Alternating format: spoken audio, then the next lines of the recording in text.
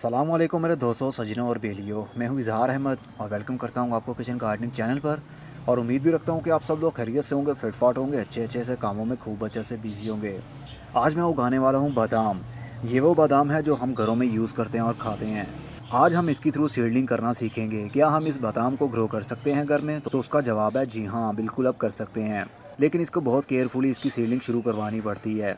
थोड़ा सा भी फंगस आया नहीं तो इसकी सीडलिंग ख़राब हुई नहीं। इसलिए फंगस के ऊपर बहुत ही फोकस रखना पड़ता है हमें। तो सबसे पहला स्टेप, हमने इसको सोक करना है, मतलब पानी के अंदर भिगो देना है 24 या 48 घंटे के लिए। इसका कोई भी सीज़न नहीं है, सर्दी के दिनों में भी कर सकते हैं और गर्मी के दिनों में भी।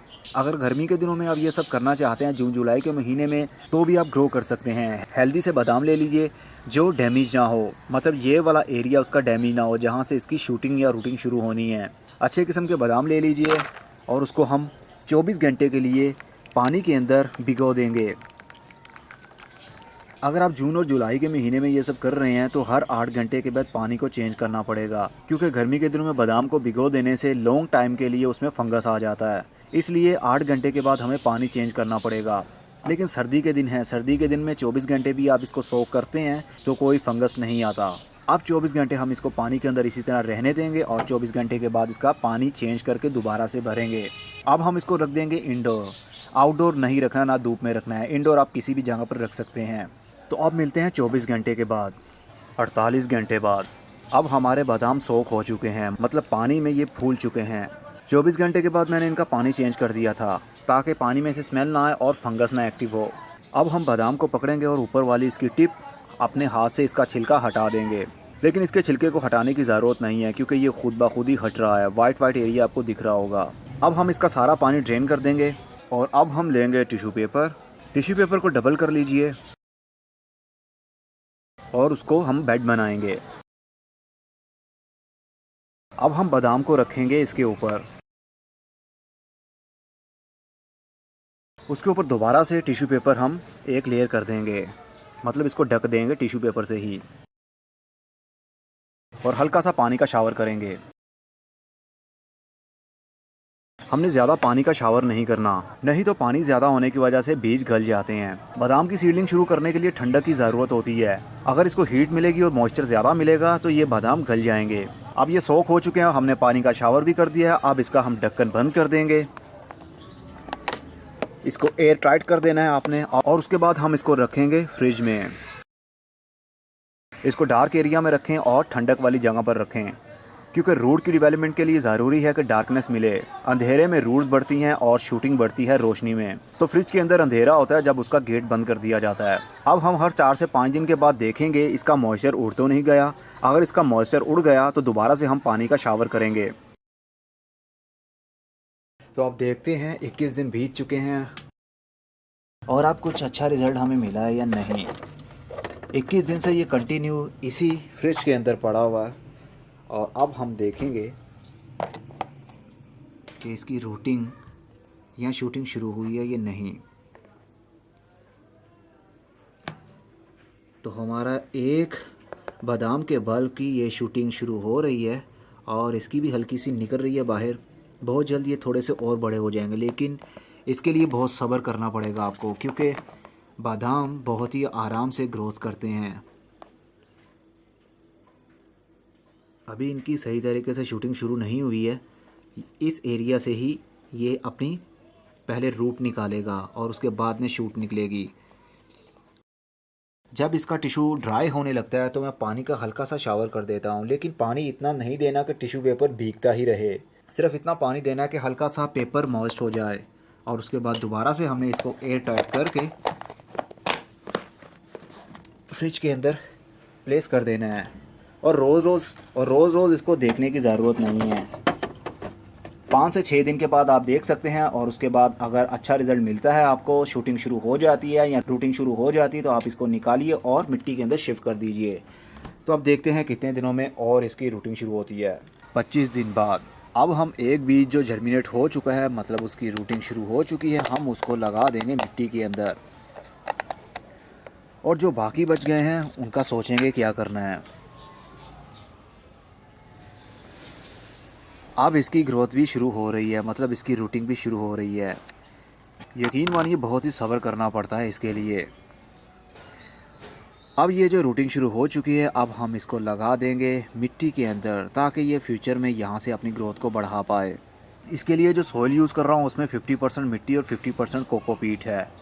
इसके अंदर कोई भी अभी खाद मैंने यूज़ नहीं की क्योंकि अभी खाद की ज़रूरत है ही नहीं। पहले पौधे की ग्रोथ तो हो, उसके बाद खाद का भी सोचा जाएगा। प्लास्टिक के गमले के अंदर मैंने मिट्टी भर लिया और अब हम इसको 1 इंच मिट्टी के अंदर दबा देंगे। मिट्टी बहुत ज़्यादा हार्ड नहीं होनी चाहिए और ना ही मिट्टी बहुत ज़्यादा गीली होनी चाहिए। अब हम इसको मिट्टी से कवर कर देंगे और थोड़ा सा पॉट को उठाएंगे और पटकेंगे ताकि एयर पॉकेट्स ख़त्म हो जाएं। अब हल्का सा पानी देंगे, लेकिन बहुत ज़्यादा हमने पानी नहीं देना। अगर बहुत ज़्यादा हम पानी देंगे तो ये अंदर ही गल जाएगा मिट्टी के। बस इतना पानी काफ़ी है। अब हम इसको रखेंगे शेडी एरिया में कुछ दिनों के लिए। जब इसकी ग्रोथ शुरू होने लगेगी, ऊपर वाली साइड पर स्प्राउटिंग शुरू हो जाएगी, उसके बाद में हम देखेंगे क्या करना है। और इसी तरह मैं इनमें से भी एक ले लेता हूँ। इन पांचों में से इसकी ग्रोथ मुझे लग रहा है जिस तरह ये यहाँ से शूट निकाल रहा है, मतलब रूट निकाल रहा है यहाँ से, तो इसको ही मैं लगा देता हूँ। या फिर सबको ही लगा देता हूँ। देखते हैं किसकी ग्रोथ शुरू होगी।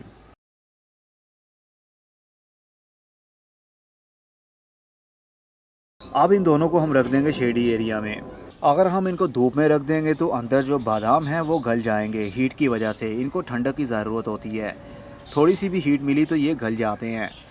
इसीलिए हमने 25 दिन का वेट किया फ्रिज के अंदर रखकर ताकि इनकी रूटिंग शुरू हो सके। तो अब देखते हैं क्या रिज़ल्ट मिलता है और कितने दिनों में शूटिंग शुरू होती है।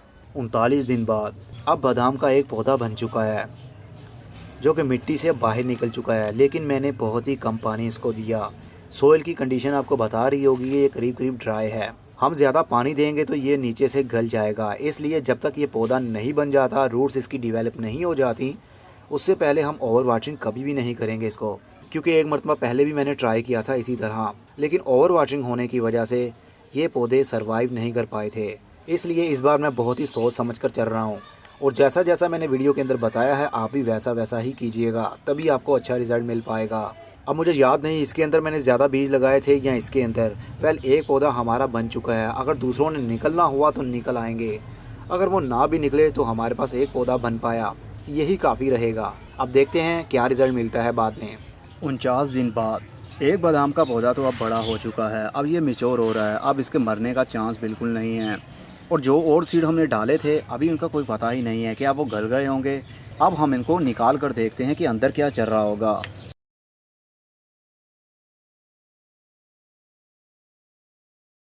ये रहा हमारा बादाम एक और।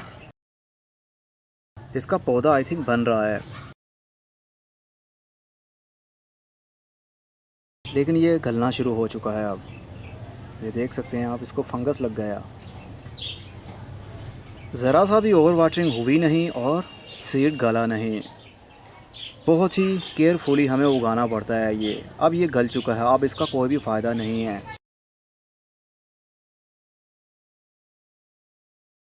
इसकी देखिए रूट्स भी डेवलप हुई थी।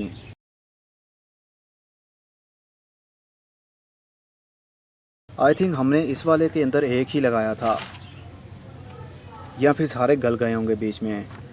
वेल एनीवे, हमारा काम तो हो गया। जो हमारा मकसद था, हमारा पौधा बन चुका है, चाहे एक ही सही। आप भी इसी तरह ट्राई कर सकते हैं जैसे मैंने किया। इसका कोई भी सीज़न नहीं होगा, चाहे जून जुलाई की गर्मी के महीने में भी आप कर सकते हैं। जिस तरह मैंने फ्रिज के अंदर इसके बीज को रखा और सोक किया, जिस तरह मैंने बीज को लगाया, आप भी इसी तरह लगा सकते हैं फ्रिज के अंदर रखकर। जब ये थोड़ा और बड़ा हो जाएगा, इसकी रूट्स बाउंड होने लगेंगी, उसके बाद हम इसको निकालेंगे और किसी बड़े गमले के अंदर लगा देंगे ताकि ये एक दरख्त की सूरत ले सके। इसको बादाम लगेंगे या नहीं ये मैं नहीं जानता। मेरा काम था आप लोगों के साथ शेयर करना कि जो आप घर में बादाम खाते हैं उसको जर्मिनेट भी किया जा सकता है। अब मैं चलता हूँ। खुदा हाफिज़, good bye, see you and tata, और अपना बहुत सा ख्याल रखिएगा।